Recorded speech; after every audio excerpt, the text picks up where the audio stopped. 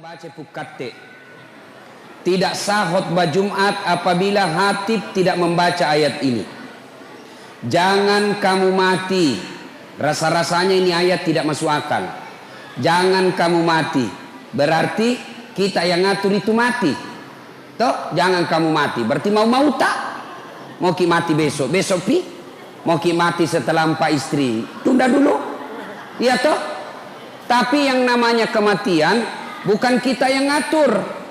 Ya, orang kaya, orang miskin, raja-raja, rakyat biasa, bupati. Kau yang bilang, kau yang bilang, bukan saya.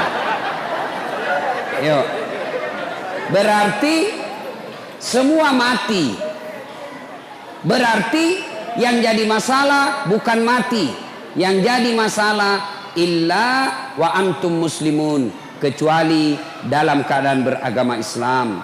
Berarti ayat ini menginformasikan kepada kita ada orang Islam tapi matinya kafir, ada orang Islam tapi matinya tidak Islam. Siapa mereka? Mereka yang bisa mati dalam keadaan kafir, hubbi aklil haram, mereka yang suka makan makanan haram. Termasuk di antara mereka tanggal 17 April yang lalu mereka yang menerima serangan fajar. Uang-uang politik gimana ini nih? Orang datang langsung bilang wane piro. Nah, ibu-ibu, kalau kau terima itu uang sogo waktu pilpres, wajar doamu ketika Ramadan tidak dikabulkan. Kenapa? Ada uang haram dalam perutnya. Makanya yang sudah terlanjur ambil uangnya orang, kasih kembali besok. Sudah habis Ustaz, ganti. Kita suruh ke Malik wajah. Ya. Wa qala idan, Allah kemudian berfirman, Bismillahirrahmanirrahim. Ya ayyuhalladzina amanu dukhulu fis-silmi kaffatan wa la tattabi'u khutuwatis syaitan innahu lakum adu mubin.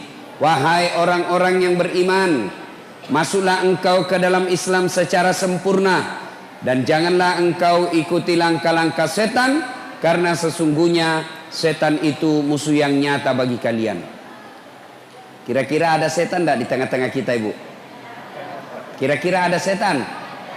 Ada? Bagaimana caranya? Nah, orang di masjid ini ada setan? Ada, setannya berupa handphone. Apa, Ibu? Apa? Handphone. Orang sudah ceramah masih siaran langsung tongi baru tidak ada pulsanya. Ibu-ibu yang pegang HP selama saya ceramah, saya doakan suaminya kawin lagi. Amin ya Allah. Amin. Amin. Amin. Amin. Amin. Masjid saya berdoa. Laba tu lakimu, laba simpan dulu HP-nya, simpan dulu. Ndak enak ceramah. Siaran langsung tongi na tua mi. Tomato ka jili-jili.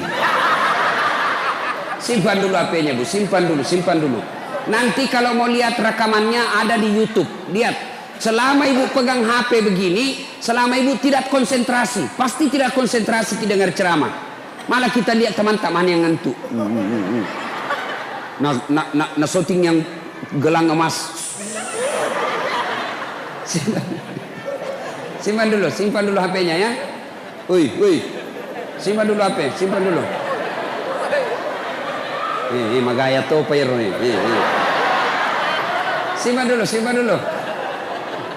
Bu, malah dari di Sulawesi saya lagi ceramah begini, ada ibu-ibu ngefans betul sama saya, suka sekali sama saya. Ini ibu kira-kira umurnya 55 tahun. Saya lagi ceramah, ambil HP-nya, langsung membelakang. Nah, belakangi kak, barusannya ada orang ku ceramah dah belakangi kak ini. Ternyata ambil HP-nya selfie. Baru tulis di Facebooknya, latar belakang das atlatik. Saya jadikan background. Nah, kira kak barangkali pot bunga. Selesai saya ceramah, saya turun dan sudah bilang, Ustaz, boleh selfie? Ayo Mi, sini. Paling saya tidak suka itu selesai ceramah disuruh selfie. Orang capek, keringatan, nah suruh ki senyum. Itu ibu-ibu biasa. Kalau bapak-bapak nak cium ki. Bukan cipika-cipiki. Kumisnya masuk di sini. Coba. Ini ibu selesai saya ceramah, selfie soleh. Sudah selfie langsung sudah bilang, Ustaz, boleh cium? Apa kamu cium saya? Haram. Nah bilang, enggak nafsu Ustaz, cuma cari barakah. Enggak boleh. Mau kasih jaluk mama nece di rumah. Coba masih muda kok. Simpan dulu HP-nya Bu, simpan dulu ya, simpan dulu. Saya tidak bisa ceramah kalau ada rekam-rekam begini ya, terganggu konsentrasi saya. Sebentar, ini ada rekaman, ada juga nanti di rekaman saya di YouTube. Ibu lihat saja, ya. Wa qalaidan, Allah kemudian berfirman, Bismillahirrahmanirrahim. Innallaha wa malaikatahu yusalluna 'alan nabi. Ya ayyuhalladzina amanu sallu 'alaihi wa sallimu taslima. Sesungguhnya Allah dan para malaikatnya bersalawat kepada Rasulullah Muhammad sallallahu alaihi wasallam, maka wahai orang-orang yang beriman, bersalawatlah kalian kepada Rasulullah dengan sebaik-baik salawat. Ayo kita ibu-ibu, kita tanding mana lebih besar suaranya perempuan dengan laki-laki. Bisa Pak? Bisa? Ibu-ibu bisa? Ayo, bapak-bapak diam, ibu-ibu dulu kita salawat. Mana lebih kencang suaranya bapak-bapak ibu-ibu? Jangan mau dikalah ibu ah. Ayo ibu, ayo bu salawat. Salatul. Ayo, salatuha.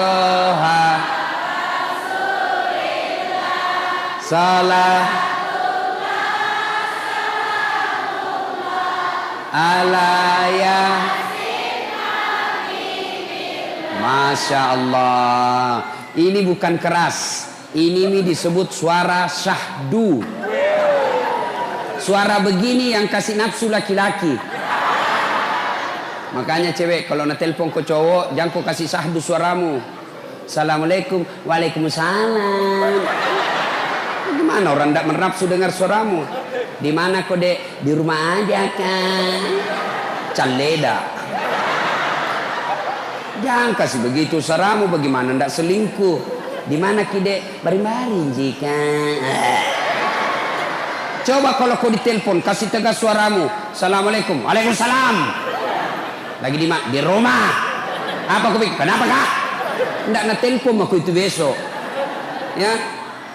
Ibu-ibu diam. Ibu diam, kita dengar ini bapak-bapak. Diam ki. Ayo Pak, yuk. Sholat. I love it. Bikin malu. Itu mau poligami, nah dodon nih baterainya. Ayo bareng-bareng sama-sama. Yuk semua. Salatullah salamullah ala toha salatullah ala yasin. Diam. Sekarang ini yang anak-anak, yang kecil-kecil, yang belum disunat. Ayo, ini yang kecil-kecil. Ayo. Salatu. Ni anak ya roh, malampi sungai muna'ah. Amin. Nah, ibu bapak, saudara-saudara sekalian, teristimewa alim ulama, khusus yang kita hormati, Bapak Bupati Kabupaten Tanah Bumbu beserta istri yang insya Allah dimuliakan dan dirahmati oleh Allah Subhanahu wa Ta'ala. Ini kisah nyata saya alami. Suatu waktu saya diundang ceramah ke Palopo. Palopo itu kalau naik mobil dari Makassar kurang lebih 10 jam. Ya. Nah, saya selesai takziah malam jam 10 saya berangkat, jam 10 malam. Begitu saya naik mobil, salah satu nikmat yang Allah berikan, saya gampang tidur. Gampang betul tidur. Kalau saya naik pesawat, belum terbang saya sudah tidur. Itu kalau saya naik mobil, kalau saya sudah baring, karena saya di belakang sopir, saya tidur. Tidur saya. Nah, sampai di kampung namanya Kera, itu gunung, hutan, tidak ada rumah. Tiba-tiba singgah itu mobil jam 1 malam. Jam 1 singgah mobil. Kaget kak, mana ini sopir ini? Moto kato? Mana sopirnya? Oh kuliah. Oh kencing. Dia turun dari sebelah kanan, kencing dia. Saya turun juga. Moto kak kencing deh. Turunlah saya, kencing juga. Begitu saya kencing, saya bayangkan sekalinya ini sopir dia tidak tahu kah saya turun, matilah saya ini. Ternyata betul. Saya lagi kencing, tiba-tiba ini sopir napa lari otona. Nah salaika oto, langsung lari setereku. Itu belum dia habis kencing, ku lari kak, woi salaika. Apalagi dia sudah tutup kaca mobil, lari. Jam 1 malam. Saya telepon, tidak ada HP.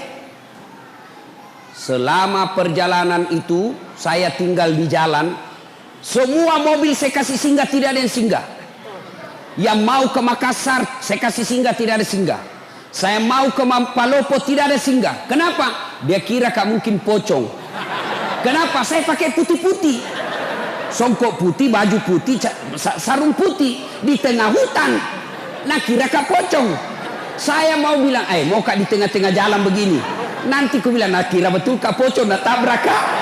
La haul, nah kenapa lah ustaz sih? Akhirnya apa? Nanti jam 6.15 pagi baru dia kembali ambil saya. Subuh, azan. Saya bilang, ini kalau pintar ini sopir, kalau azan subuh pasti dia baru kasih bangun kak. Betul azan subuh dia balik. Ustaz, subuh nih. Dari ustaz. Langsung dah balik mobilnya nak kasih kencang. Sampai akhirnya jam 6.15. Basah bu saya karena gerimis. Saya sholat di pinggir jalan hutan. Tidak ada satupun yang ambil saya. Jam 1 sampai jam 6.15 baru dia datang. Begitu dia datang, saya mau tempelengi, lebih besar dari saya. Saya bilang, lawang ini dah kalah kak. Akhirnya sepanjang jalan saya diam-diam. Sampai di rumah jabatan wali kota Palopo. Langsung dia bilang wali kota, Ustaz, kenapa bisa kita lupa koporta? Dalam hatiku mak beli si sopir ini. Bohong lagi nih sopir. Ternyata nak lapor sama wali kota, dia kembali karena lupa kopornya Ustaz. Saya bilang bukan kopor nak lupa, saya nak lupa itu sopir tak. Akhirnya apa? Sudah. Pas saya mau pulang, datang lagi tuh sopir, itu lagi sopir, mau antar kak pulang. Saya bilang sama wali kota, Pak Wali, saya sudah maafkan ini sopir tak, tapi jangan lagi diantar kak. Jengkel saya kalau lihat mukanya. Akhirnya Nabi bilang Pak Wali, ya Ustadz, nanti kita ganti sopir baru. Ini kisah nyata, fakta. Lalu apa kaitannya acara ini? Apa hubungannya dengan acara? Beginilah kita kalau sudah masuk di kubur. Ya? Almarhum sudah lebih 1 tahun meninggal. Saya baru 4 jam menunggu. Saya berharap ada yang ambil saya. Ternyata tidak satupun mobil yang tinggal dan mau singgah mengambil saya. Itu baru 4 jam sudah setengah mati. Beginilah orang yang dikubur, menunggu kiriman amal. Ternyata tidak ada yang kirimi amal. Saya baru 4 jam di pinggir jalan, hujan, masih merasa menderita. Bagaimana kita kalau sudah masuk di kubur? Ayo, saya berharap ada mobil yang singgah mengambil saya. Saya berharap ada mobil yang mampir mengambil saya. Ternyata tidak ada. Begitu juga kalau kita mati. Berharap maki ada yang doakan ki. Berharap ada yang sedekahkan kita. Berharap anak istri kita doakan ki. Ternyata mereka lupa kita. Ini nih kalau mati maki. Beginilah kita. Ibu bapak pernah lihat orang meninggal? Ibu-ibu pernah lihat orang meninggal? Pernah? Bukan pernah, sering. Kalau ada orang meninggal, 3 yang mengantarnya dia ke kubur. 1, keluarga. 2, harta. 3, amal. 3 yang ngantar, 2 balik, tinggal 1 temani kita. Siapa yang pertama? Keluarga, anak ikut ngantar, istri ikut ngantar, saudara ikut ngantar, menantu ikut ngantar, ipar ikut ngantar. Tapi siapa yang temani kita masuk? Ibu-ibu, kira-kira kalau meninggal ki bu, mau suami tak masuk? Mau temani ki bu? Mana mama waktu tak naodok dulu, gunung kan kudaki, kemanapun kau pergi aku akan mengikutimu, laut kan kuda ku renangi, gunung kan kudaki, masjid kau lewati. Meninggal, masuk, kakinya saja dia tidak mau, bengkak matanya. Tapi apa Nabi bilang? Bulan depan siapa ganti? Ayo bu, ada orang di Makassar temanku haji, meninggal istrinya, bengkak matanya pak. Begitu dia sayangnya istrinya, bengkak matanya. Apa dia bilang? Ustadz, rasanya tidak bisa lagi kulanjutkan hidupku. Ini separuh jiwaku hilang Ustadz. Sama lama ini istri saya luar biasa, tapi sekarang hancur perasaanku. Tidak bisa aku rasa lanjutkan hidupku. Saya bilang, hebatnya ini bapak ini, sayang betul sama istrinya. Sekalinya beberapa bulan kemudian, saya pergi jogging, lari-lari sore di Karebosi. Ada perempuan temani, putih, masih muda, tidak pakai jilbab, tidak ikat rambut, begini-begini. Saya bilang, Haji, siapa itu Haji? Dia bilang, yang baru Ustaz. Apa itu? Bu, ini ibu-ibu, kalau mati ki yang sudah muka-muka sakaratil maut, siapa doakan ki? Siapa yang masuk temani kita? Amal keluarga tidak bakal dia akan ikut. Yang kedua, yang temani kita ke alam kubur, apa itu? Harta kita, mobil kita setengah mati kita cicil, rumah kita setengah mati kita cicil, harta-harta motor kita semua datang, karpet pun ada ikut mengantar kita, cerek-cerek ikut mengantar kita. Tapi begitu masuk di kubur, ada kira-kira masuk harta? Ini yang tebal-tebal cincinnya, yang tebal-tebal emasnya masuk. Siapa yang punya itu harta tak? Cincin, gelang, anting-anting, siapa yang miliki? Anak mantu. Ya kalau anak mantu tak baik, kalau anak mantu tak juga tidak sholat, setengah mati kita cari harta, ternyata masuk di kubur tidak ada yang temani ki. Tidak mentang-mentang dia kaya, banyak tambangnya, banyak pesawatnya, banyak bisnisnya, meninggal, apa nak bilang anaknya? Kasih masukan kita HP supaya bisa meng-SMS. Ndak, jangankan HP, jangankan baju, jangankan celana, jangankan serban, semua tidak ikut. Hanya satu yang ikuti kita, apa? Kain kafan. Itu saja, kain kafan, bukan kain sutra. Mentang-mentang dia kaya dikasih kain sebanyak-banyaknya, tidak. Mentang-mentang dia kaya dikasih televisi masuk, tidak. Semua hartamu dia meributkan anak-anakmu. Yang ketiga, yang ikut mengantar kita, apa? Apa yang mengantar kita yang ketiga? Amal. Inilah yang setia. Amal kebaikan maupun amal kejahatan kita akan ikut setia sampai ke dalam kubur. Ibu bapak saudara-saudara sekalian, kalau orang sudah masuk di kubur, tidak ada harapan pak, tidak ada lagi. Kalau ibu dari Sulawesi Selatan, dari Pangkep, dari Sidrap, dari Pinrang, dari Mamuju, dari Majene, datang merantau ke Kota Baru, datang merantau ke Batu Licin, datang merantau ke Pagatan, ternyata sampai di Tanah Bumbu menderita, sampai di Tanah Bumbu susah cari uang, sampai di Tanah Bumbu menderita hidupnya, masih bisa kembali kampung, masih bisa kita kembali. Tapi demi Allah, kalau kita sudah masuk kubur, kau senang atau tidak, tinggal kau di situ.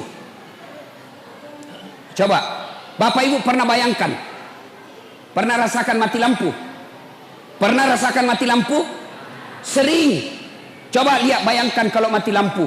Bagaimana kalau mati lampu di rumah, tiba-tiba ada ular masuk di rumah tak? Ibu-ibu, bayangkan kalau lagi mati lampu, tiba-tiba ada ular masuk di rumah ibu. Menderita. Ula-ula, turki, ula balu. Padahal itu rumah masih lebar. Dia masuk dari pintu itu, kita bisa keluar dari pintu sana. Rumah tak masih lebar, lampunya masih bisa dinyalakan. Mati lampu, masih bisa kita pakai lampunya HP tak. Masih bisa kita teriak, tolong kasih, tolong tetangga-tetangga ada ular. Masih bisa kita cari batu cobek, lempar itu ular. Tapi nanti kalau masuk di kubur, mati lampunya bukan 1 hari. Ditindis batu, ditindis tanah. Lebarnya hanya 0,5 meter 30 cm, panjangnya 1,5 meter, ditindis batu. Pada saat itu tidak ada lagi temani kita kecuali aman. Maka saya heran kalau ada orang sudah tua masih juga tidak baik akhlaknya, masih juga tidak memperbanyak amal, mari ngerak kombo. Saya heran orang taksia belum juga baik agamanya, datang acara haul, datang acara keagamaan, pulang masih tidak baik agamanya, maka itu orang sudah mati hatinya. Nah ibu bapak saudara-saudara sekalian, masuki di kubur, yang pertama diperiksa sholat. Kotama niki buru pak, bukan dulu diperiksa puasa, bukan haji diperiksa, bukan zakat yang pertama diperiksa. Apa yang pertama diperiksa ketika masuk di kubur? Sholat. Makanya sholat harus kita jaga baik-baik.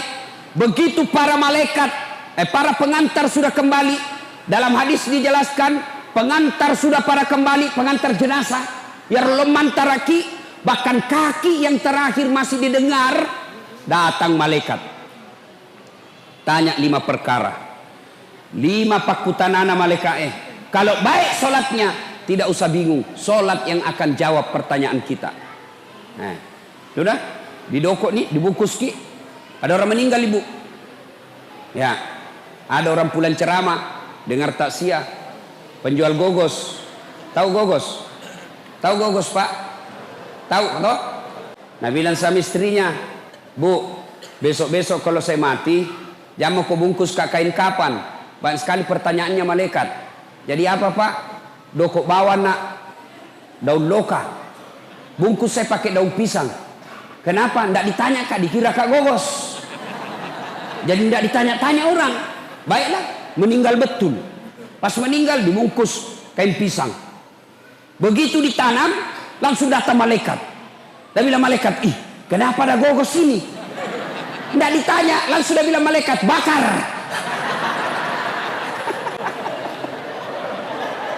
Dek, dari tanah langsung menitunuh.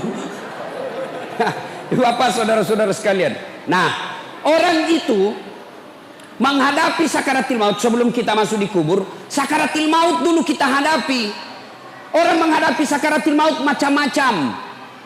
Ya, pernah lihat orang sakaratil maut? Coba lihat itu. Saya, kalau ada orang meninggal itu siapa dipanggil? Siapa? Ustadz. Makanya jangan pandang enteng itu ustadz. Karena kalau mau mati siapa dipanggil? Pak Camat. Tidak tahu mengaji. Siapa dipanggil? Kepala dinas. Oh lari. Siapa dipanggil? Ustadz. Makanya jangan kau pandang enteng itu ustadz. Karena ada saatnya sakaratul maut kau, dia yang tolong kau. Adalah orang meninggal. Coba lihat macam-macam itu orang meninggal pak. Ada orang saya lihat orang sakaratul maut. Madang nasa ngogi Kan macam-macam itu orang sakaratul maut. Kata Nabi, orang kalau sakaratul maut, biar kau kasih air seluruh yang ada di lautan, tidak akan mengobati rasa hausnya. Haus, madak atau ke madak ibu. Makanya lihat orang sakaratul maut, naik turun itu tenggorokannya. Coba lihat itu, dibacakan syahadat, syahadat kok. Bahkan ada di Sulawesi Selatan ibu-ibu. 1 minggu sakaratul maut tidak mati. Ingat, kalau ada orang lama sakaratul maut berarti lama disiksa itu. Saya kasihan. Saya datangi, saya bacakan Yasin. Bismillahirrahmanirrahim. Yasin. Langsung dibangun ibu. Pergi kok. Nah lempar kak botol aqua. Jangan mengaji sini, panas telingaku. Salai. Barusannya ada orang saya ngajikan panas telinganya. Saya ulang lagi. Bismillahirrahmanirrahim. Yasin. Nah, lempar kak lagi. Basah bajuku. Saya tinggalkan. Saya bilang, peringatan ini. Saya tanya anaknya, pintar jitu mengaji mama tak? Dia bilang, itu ustaz mama ajiku. Tidak nak tahu memang mengaji kasihan. Haji tidak nak tahu mengaji. Banyak haji begini sekarang. Saya seandainya menteri, maka syarat menunaikan ibadah haji lancar ngaji, pasti turun pendaftar. Bu, kalau ada yang tidak tahu ngaji di sini, belajar ki, belajar ki. Masih sakit tuh komate kina dek tesing mengaji. Kenapa? Wawancaranya nanti di akhirat. Pernah ki lihat orang wawancara? Di akhirat nanti kalau diwawancarai ki malaikat, tanya jawabnya malaikat bukan bahasa Bugis, bukan bahasa Jawa, bukan bahasa Indonesia, tapi apa? Bahasa Al-Quran. Jadi kalau dia tidak tahu mengaji, tidak tahu nanti kalau ditanya. Maka belajar ki. Matuan ini ustaz, masa masuk ke TKTPA? Jangan maki masuk TKTPA. Masa mau ki dilantik? Bagaimana caranya ustaz? Panggil raja masjid di rumah tak, suruh ajar ki. Majelis taklim yang kita itu mestinya 1 kali sepekan ajar ngaji. Bukan cuma dengar ceramah, ajar ngaji. Kalau ibu meninggal tidak tahu ngaji, masih sakit itu masih sakit, ajak lalu. Jangan lalu ki bilang wita topi na witai, wita totu. Belajar ki mengaji, wita tu wita.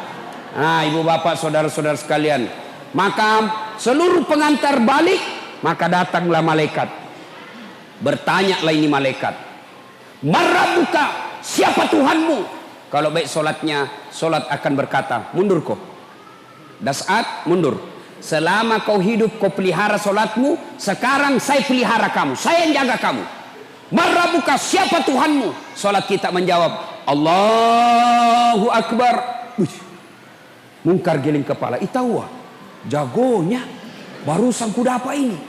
Ditanya lagi, man nabiyuka, siapa nabimu? Asyhadu Allah ilaha illallah wa asyhadu anna Muhammadar Rasulullah. Malaikat bilang, ih tambah jago, orang tanah bumbu ini. Itu kalau baik solatnya. Akhirnya mungkar nabi bilang, kir kir kir, nakir, kau maju nakir. Nabi bilang mungkar nakir, sedangkan kau mundur, apalagi saya wakil ji.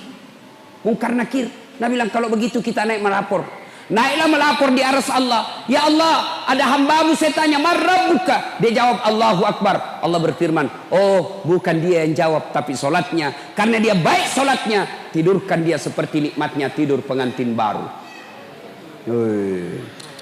Masih ingat waktu pengantin baru bu? Enak nih itu pengantin baru. Sampai saya selalu mau ulang. Tapi tidak kada wani. Coba itu kalau baik solatnya. Kalau tidak beres solatnya, kembali pengantar, datanglah dia, datang malaikat, ditanya, Marabuka, siapa Tuhanmu? Langsung kaget. Tunggu dulu, orang baru datang. Malaikat yang mau nagiaki, langsung disemes. Nah, jadi bubu, syarat pertama kalau mau ki selamat menghadapi sakaratil maut itu, perbaiki solat. Kemudian ketika sakaratil maut sudah tiba saatnya kita masuk di kubur, pertama diperiksa solat. Maka saya setiap saya solat ceramah ibu, solat anak ini yang selalu saya ulang-ulang. Biar baik puasa tak, bangun ki masjid mewah seperti ini, tapi kalau tidak solat tidak ada gunanya. Ini ibu-ibu banyak ndak sholat gara-gara apa? Gara-gara apa? Ibu-ibu banyak ndak sholat gara-gara apa? Pengantin. Mukanya nak kasih make up, nak kira tembok kuning, coklat, abu-abu, biru, keren. Ada cilakna, alisnya nak kasih tipis. Ada juga yang tebal. Beda kanan, beda kiri. Nah kasih lebih lagi sedikit di sini.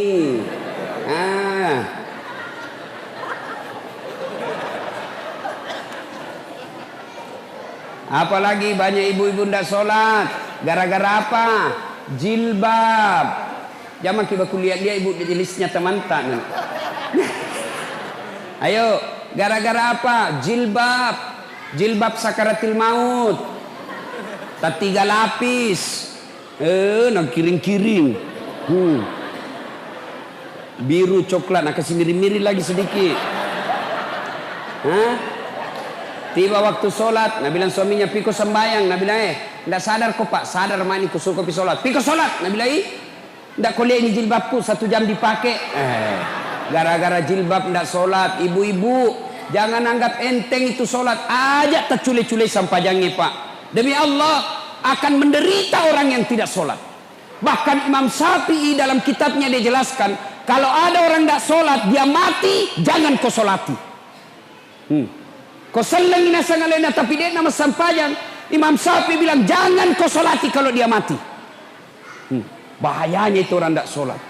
Nah kita kadang-kala pergi haji, tiap tahun pergi umroh, Ramadan puasanya lengkap, dia bersedekah, tapi tidak sholat, tidak ada gunanya semua itu. Apa susahnya itu sholat ibu? Apa susahnya? Tidak ada susahnya. Maka celaka mereka yang baik dia bilang agamanya tapi tidak sholat, kafir. Ya, maka ibu bapak saudara-saudara sekalian perbaiki sholat. Berikutnya, ibu bapak, nah sudah masuk di kubur, pertama sekali diperiksa sholatnya. Sudah kembali pengantar, diperiksalah sholat kita, maka ditidurkan kita. Kalau dia baik sholatnya, kata Nabi, tidurkan dia seperti nikmat tidur pengantin baru. Ibu bapak saudara-saudara sekalian, nah sudah masuk kita di kubur, tutup semua amal kecuali amal kita yang bisa menolong kita setelah masuk di kubur, yaitu amal jariah. Amal jariah itu ada 3. 1, anak yang soleh. 2, ilmu yang bermanfaat. 3, pembangunan yang bermanfaat. Mari kita lihat satu-satu. Yang pertama, anak soleh. Begitu ibu meninggal, siapa yang doakan kita? Bu, bapak-bapak, kalau meninggal ki, siapa doakan ki? Siapa pak?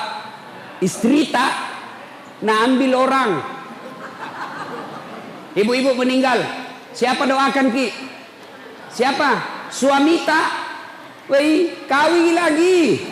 Nah, setengah mati maki dikubur, suami tak enreyengi. Pakai istri baru di kamar tak. Kita menderita dikubur, suami tak dengan istri barunya. Nah doakan ki? Tidak. Begitu kita meninggal, matanya sebelah kanan menangis, sebelah kiri nah lihat yang mana gantinya nanti. Ayo. Lalu siapa yang doakan kita? Anak-anak kita. Maka lihat itu anak. Sayang sekarang kita ini, anak kita tidak didik. Kita malu kalau anak kita tidak bahasa Inggris. Kita malu kalau anak kita tidak pegawai. Kita malu kalau anak kita pengangguran. Tapi kita tidak malu kalau anak gadis tak sudah gadis, sudah balik tidak pakai jilbab. Tidak malu dia. Kita tidak malu kalau anak kita sudah ada anaknya, angkana cucuta, angkana wapota, dek mau panaloma berjama kumasigie. Malulah ketika anak kita ini tidak bagus agamanya. Dulu kan kita itu diajari memang dari kecil. Ibu-ibu kita memang ngajar kita agama dari kecil. Diajar kita ngaji, diajar kita akhlak. Saya masih ingat waktu kecil, ibu saya sampai itu kalau kita bicara diajari. Nah, lo kembali boleh. Ini tetangga nak pinjam gula. Jangan kau bicara kalau berdiri nak. Tudah koyolok nampak mak bicara. Duduk kau dulu baik-baik baru kau ngomong. Itu sampai begitu diajari kita. Sekarang ini mana ini akhlak? Anak-anak kita siapa yang ngajar? Siapa yang ngajar kita sekarang anak-anak kita pak? Orang tuanya? Bukan. Siapa yang ngajar anak kita? TV. Siapa yang ngajar kita anak kita? Handphone. Kenapa? Orang tuanya juga tidak mau repot. Anaknya menangis, langsung nak kasih handphone. Jangan kau nangis nak. Main game aku. Ibu toh. Maka jangan heran anak tak tinggi sekolahnya tapi tidak tahu taat. Alangkah bahagianya. Ibu bapak, alangkah bahagianya kita sudah tua. Anak tak 4 sambil baku telepon. Daeng, bulan ini saya ambil mama nah. Bulan ini saya urus bapak nah. Bulan depan pi kau sama istrimu kau urus. Bulan ini saya mau dapat. Begitu tahun depan, Daeng, bagaimana ini kita 4 bersaudara dik? Patungan dik, kasih umroh ibu masing-masing tabung. Ayo umrohkan orang tua kita bulan depan. Itu orang kaya itu. Itu anak kita bisa begitu kalau kita didik dari kecil. Bagaimana cara mendidik anak? Maka cara didik anaknya itu yang pertama, begitu lahir kasih nama yang baik. Nama yang baik itu bukan nama artis. Nama yang baik itu bukan nama pemain sepak bola. Nama yang baik, nama yang ada doa-doa di dalamnya. Asal kasih nama anak tak mutmainnah. Apa itu artinya mutmainnah? Jiwa yang tenang. Berarti kalau orang panggil, oh mutmainnah, wahai kau jiwa yang tenang, orang doakan. Jangan lagi bilang apa arti sebuah nama. Coba bayangkan kalau tidak ada semua nama tak. Coba kalau tidak ada semua nama di sini. Bagaimana orang macale? Pilih saya. Siapa? Anu. Pilih saya. Siapa? Anu. Bagaimana repotnya? Mau kita telepon Kak ceramah. Halo, ada Ustaz. Ustaz siapa? Anu. Yang mana? Anu. Siapa? Anu. Siapa? Yang pendek. Oh, banyak yang pendek di Makassar. Coba bayangkan. Nama itu penting. Maka kasih nama yang baik. Lahir anak tak, lahir cucu tak, kasih nama. Tidak bisa telepon Ustaz. Ustaz, ada cucuku lahir. Saya mau dia jadi penghafal Quran. Siapa bagus namanya? Perempuan atau laki-laki, Bu? Perempuan. Hafizah. Itu Bu namanya. Bagus itu. Tambah namanya bapaknya di belakang. Jangan lagi bilang apa arti sebuah nama. Coba beda. Sebut nama tak. Sebut nama tak. Saya tahu agamanya dan saya tahu sukunya. Abdurrahman. 99% pasti Muslim. Ya, bilang Abdurrahman. Muslim. Bertus. Hai, Toraja. Ambot Dale. Tidak mungkin orang Jawa. Mana Ambot Dale orang Jawa? Kalau Margono, iya. Jokowi, Jawa itu. Kalau Ambot Dale, tidak mungkin. Orang Ambot Tuo, pasti Bugis. Nah, nama itu penting. Yang kedua, cara mendidik anak, kasih contoh yang baik. Jangan sampai kita bilang, jangan kau merokok, ah? Kalau merokok kau setempelin kau. 10 menit, kau beli rokok dulu nak. Bagaimana ceritanya? Awas kau, jangan kau bicara kasar. Kasih lembut bicaramu. Kalau kau kasar, dia sudah kasih contoh kasar. Maka orang tua yang baik kasih contoh anaknya. Yang ketiga, jangan kasih makan haram anakmu. Jangan kasih makan proyek palsu. Jangan kasih makan barang serobotan. Jangan kasih makan dagangan nipu. Itu dagangan nipu yang mana? Pedagang. Asli ndak ini barangmu? Asli, padahal palsu. Dapat kau untung dari kau tipu pedagang ke pembeli. Mungkin kau dapat untung 2 juta satu hari. Tapi uang haram kau kasih makan anakmu. Jangan heran anakmu 3 semua tidak ada sholat. 1 tukang tipu. 1 pengedar narkoba. 1 kawin lari di bawah bandar dikasih hamil cowoknya. Kenapa? Uang haram kau kasih makan anakmu. Maka orang tua yang baik jangan kasih makan uang haram anaknya. Istri nih, tolong ini ibu-ibu nih yang datang ini. Kalau suami tak datang bawa uang, tanya dulu. Halal boga iye. Halal ndak ini? Biasanya gajimu cuma 5 juta. Kenapa ini menjadi 6 juta? Dari mana ini 1 juta? Halal tidak? Bisa ibu? Bisa? Bisa? Bisa? 1 juta bisa. Kalau 15 juta, bengkok mukanya. Sini nih halal nih mai panggilnya cicing. Mestinya istri yang baik begitu. Jangan kasih makan uang haram anaknya. Yang berikutnya lagi, supaya anak kita baik, doakan. Doa. Maka ibu-ibu seharusnya lebih rajin doakan anaknya. Doa itu tidak harus ibu lagi sholat. Memang lebih utama selesai sholat. Tapi boleh ibu doakan sambil duduk-duduk. Tidak ada kegiatan. Doakan anakmu ketika dia pergi sekolah. Ya Allah, lindungi anakku. Berdoa tidak harus pakai bahasa Arab. Wat dimatoki bahasa Ogi. Allah tahu. Daripada ibu bahasa Arab tidak tahu artinya, bingungin nanti malaikat. Nah bilang malaikat apa maksudnya ini ibu ini? Nah mau doakan anaknya anak soleh, nah minta hujan, nah doa, nah baca. Kan bingung malaikat. Maka tidak harus ke bahasa Arab. Mak bahasa Ogi nih. Puang, katu kasih si kaju-kaju anakku. Masa depan anak saya ya Allah. Saya tidak tahu mendidiknya, tapi Engkau maha mendidik ya Allah. Pelihara anakku ya Allah. Ya Allah lindungi anakku ya Allah. Jangan kau biar mak basogi nih. Boleh. Hati-hati ketika ibu-ibu sumpah. Hati-hati ketika marah. Kadangkala ibu-ibu kalau marah kan keluar itu kalimat-kalimat sumpah. Kurang ngajar, nalapola lo ke beca. Nah tak berat betul beca. Maka kalau sumpah untuk anak, jangan sumpah yang jelek, sumpah yang baik-baik. Kurang ngajar, jadi lalu ke ustadz seperti Dasat Latif. Boleh begitu. Jangan sumpah yang jelek-jelek. Nah ibu bapak saudara-saudara sekalian, begitu masuk di kubur, yang pertama yang bisa menyelamatkan kita, anak kita. Maka bapak-bapak yang masih hidup, yang sudah wafat orang tuanya, doakan orang tua tak. Itu orang tua sekarang, dia sudah tidak harapkan lagi dibangunkan rumah. Tidak nih. Tapi yang diharapkan paling tidak kiriman-kiriman doa. Bagaimana cara kirimkan doa? Tidak harus ustadz. Haul seperti ini. Tidak harus ustadz yang doakan orang tua tak. Doa sebaik-baik doa untuk orang tua dari anaknya. Maka tidak harus kita. Kan orang tua dulu apalagi orang Bugis. Mak baca doang. Nanti dia mau baca doa orang tuanya kalau potong sapi, potong ayam, potong bebek. Jadi kalau tidak ada uang tak potong sapi. Tidak kita doakan orang tua tak. Tidak ada hubungannya itu satu baki. Kan biasa kita ini orang Bugis salah-salah. Nah panggil maki baca doa. Ada sokok, ada ketan, ada gula, ada telur, ada ayam, ada pisang, pisang goreng. Nah dorong itu. Tabe guru, kiringan ini neku. Nak suka sekali dulu waktu hidup pisang goreng. Ku bilang, berarti belum mati nenekmu. Mati nih ustaz, kenapa mau kau kirim pisang goreng? Itu kan biasa kita.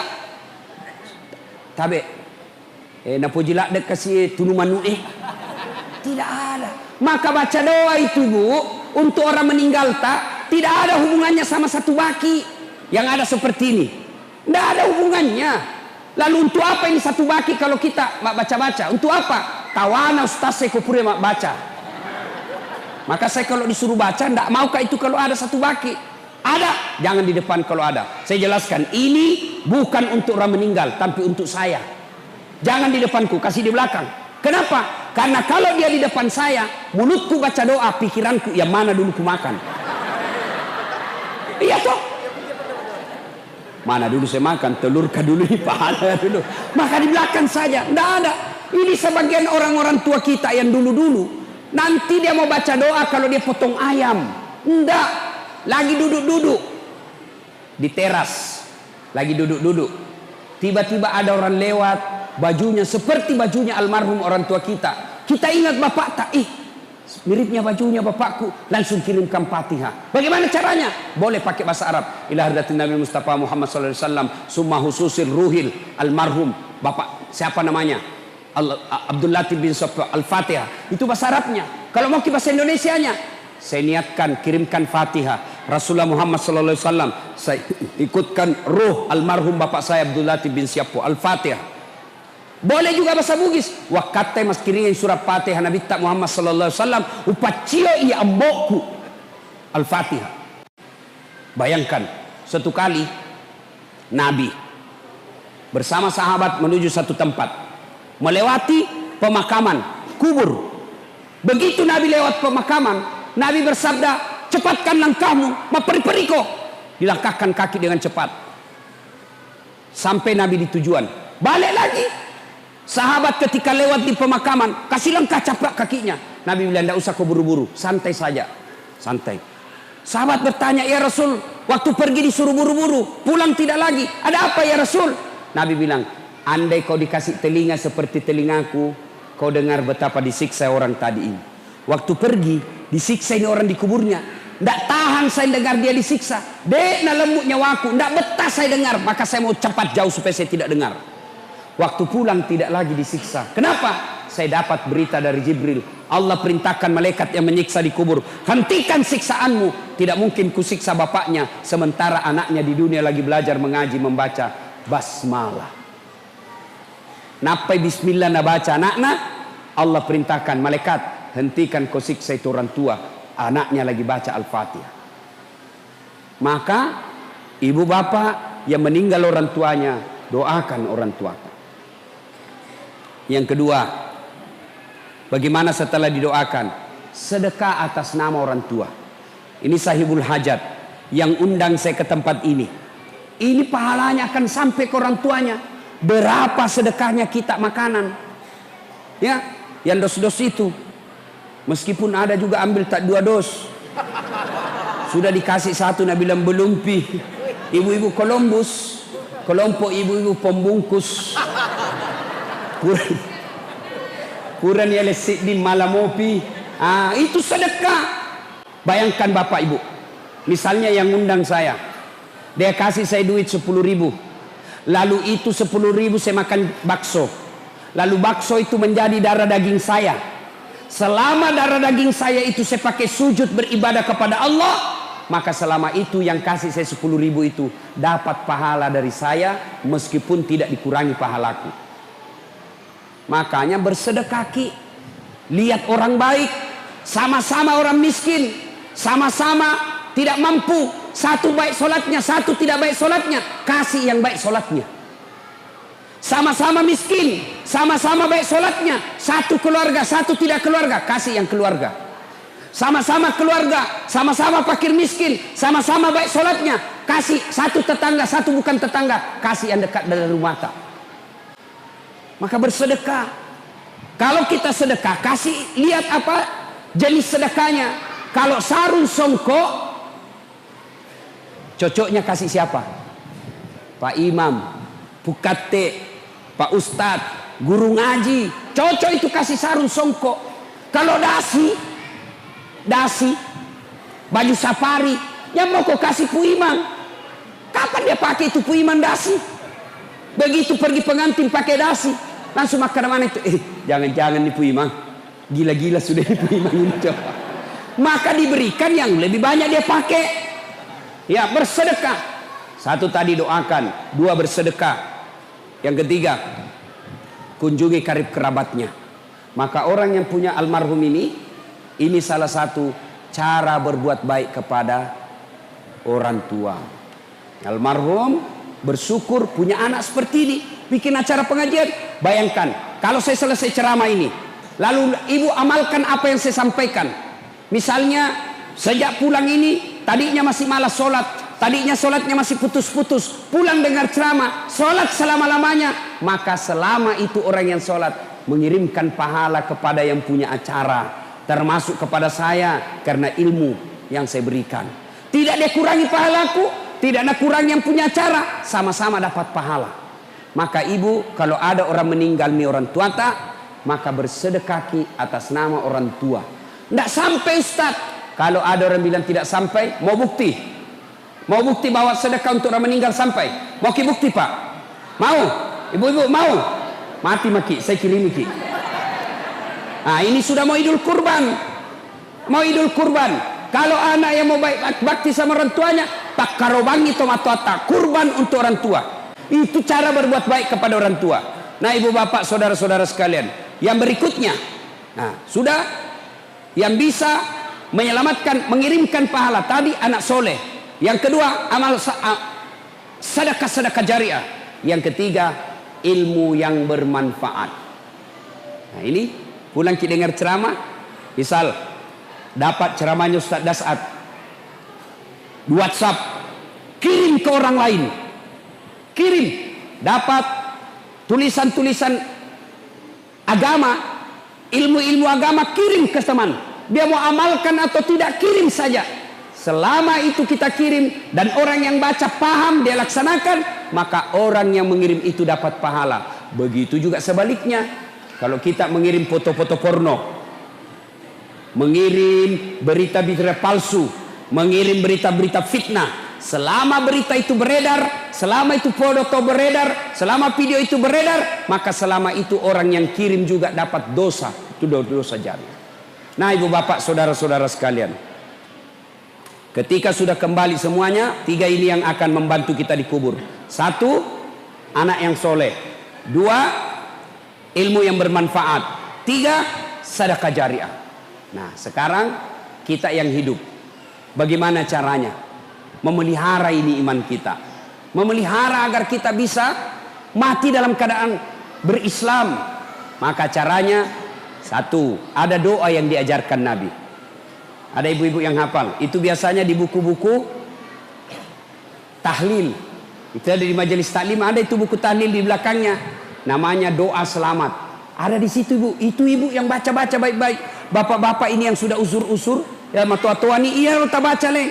Taubatan qablal maut, wa rahmatan indal maut, wa maghfiratan ba'dal maut. Allahumma hawwin alaina fi sakaratil maut. Itu yang kita baca-baca. Baca setiap hari. Ya Allah, berikan saya kesempatan bertobat sebelum mati. Taubat sebelum mati. 70 tahun umurnya, 69 tahun dia banyak dosa, 1 tahun dia tobat dan nasuha, maka 1 tahunnya itu menghapus dosa-dosanya yang 69 tahun. Maka kita bertobat, taubatan qablal maut, wa rahmatan indal maut. Rahmati saya ketika menghadapi sakaratil maut. Itu menghadapi sakaratil maut tidak gampang ibu, bukan barang gampang. Mau menghadapi sakaratil maut, mati dalam keadaan Islam? Mau ibu? Pasti jawabannya mau. Nah, ini doanya. Kemudian yang lain lagi, kata Nabi, man qama la ilaha illallah ila akhiril hayata dakhalal jannah. Siapa yang mengucapkan 2 kalimat syahadat ketika menghadapi sakaratil maut, Nabi jamin pasti itu masuk surga. Jadi Nabi bilang, pernah Kak ceramah begini, tiba-tiba mahasiswaku Nabi bilang, gampang itu Ustaz. Kenapa? Mau pakai mati baru baca. Ku bilang, kalau kau mau mati akal bicara. Kalau orang sakaratil maut bukan akal bicara tapi amal. Jangankan orang sakaratil maut, orang nikah. Pernah lihat orang nikah? Banyaknya itu orang nikah tidak tahu syahadat. Baca syahadatmu, asyhadu, salah kok. Ulangi, asyhadu, salah. Ulangi, asyhadu, salah. Ditempelin songkok, asyhadu la ilaha illallah. Banyak yang begitu.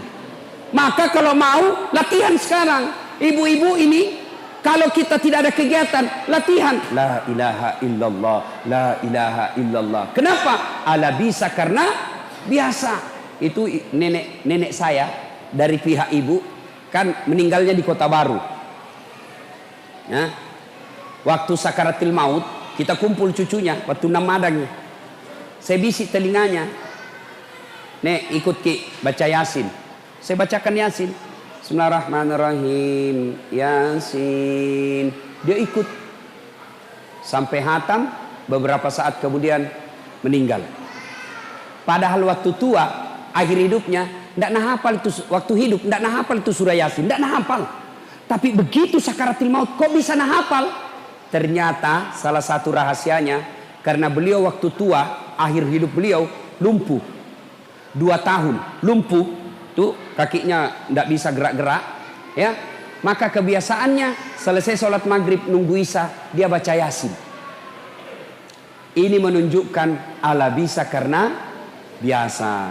Jadi bapak-bapak yang sudah usia-usia 60, ya, yang sudah putih rambutnya, ya sadar-sadar nih, macawek nih itu magharibi nih. Tapi jangan bilang anak muda tidak mati, enggak. Biasanya kalau kita cerita kematian, itu anak muda langsung orang tua yang sudah pensiun lihat-lihati. Apa maksudmu? Apakah selat tomatoai? Enggak, biar anak. Ini baru-baru Pak, baru-baru kawan saya. Kawan saya di Muhammadiyah. Bayangkan, minggu lalu, pukul 14.22, jam 2.22, masih kita berWhatsApp di grup WhatsApp. Terakhir dia kirim itu pukul 2.22 menit. Dia kirim stiker gambar fotonya, baru tulis lucunya. Setelah salat isya malamnya, sudah salat isya, di grup itu masuk innalillahi wa inna ilaihi rajiun. Siapa yang meninggal? Ini yang tadi jam 2 kirim stiker lucunya. Banyak orang begitu. Ada juga sepupu saya pensiun. Nah, panggil istrinya, ibu, kita pergi makan soto Banjar. Baiklah, kau duluan siap-siap karena perempuan lebih lama pakaian. Dia bilang istrinya, baiklah, tunggu mak. Sambil menunggu istrinya siap, dia keluar rumah ke tetangganya. Begitu dari pintu pagarnya ada tangga-tangga, ada jembatan-jembatan untuk ke jalan raya. Tidak sampai 1 meter itu jembatannya. Tapalese, jatuh, meninggal. Padahal sehat. Ada lagi temanku pulang Kak ceramah, Ustaz, kita ke warung kopi, banyak teman nunggu Ki, mau selfie Kak, kita tonse banyak teman tak, datanglah saya. Jam 3 sore Masih ngopi-ngopi kita, tiba-tiba Nabi bilang, "Ndak enak perasaanku." Langsung cap pelok. Kulihat matanya, ndak lama ini. Bawa ke rumah sakit, meninggal. Tidak yang namanya kematian tidak sakit dulu. Namanya kematian tidak tua dulu. Asal ada dakwah dalam diri kita, siaga 24 jam. Maka kalau mau bisa menghadapi sakaratul maut dengan tenang, salah satu resepnya adalah perbanyak mengucapkan la ilaha illallah. Itu enaknya kalau ada begini di tangan tak, tasbih begini. Coba lihat Pak. Ini, coba lihat kalau pegang tasbih begini, otomatis itu mulut tak la ilaha illallah, la ilaha illallah, la ilaha subhanallah, subhanallah, subhanallah. Tidak ada orang pegang begini, jalan kotek 2, onde-onde 4, burasa 4, tidak ada. Maka ibu pegang ini, bapak-bapak pegang-pegang kalau sudah tua-tua maki pegang maki begini. Nah ibu bapak saudara-saudara kalian, pada akhirnya Allah Subhanahu wa taala berfirman, "Apa man kana mu'minan kaman kana fasikan?" Apakah sama orang beriman dengan fasik? Fasik itu pura-pura beriman. La yastaun, kata Allah, tidak sama. Ammal ladzina amanu wa amilus salihati falahum jannatul ma'wa. Bagi mereka yang beriman dan beramal soleh, kami kembalikan mereka ke dalam surga, surganya dunia dan insya Allah surganya akhirat. Wa ammal ladzina fasaku fa ma'wahumun nar. Bagi mereka yang pembangkang, kami kembalikan mereka dalam neraka, nerakanya dunia, apalagi nerakanya akhirat kelak. Nah ibu bapak saudara-saudara sekalian, karena waktu maghrib sudah dekat, insya Allah kalau masih mau dengar ceramah, insya Allah cuma jauh ya dari Pagatan ini, dari sini ya.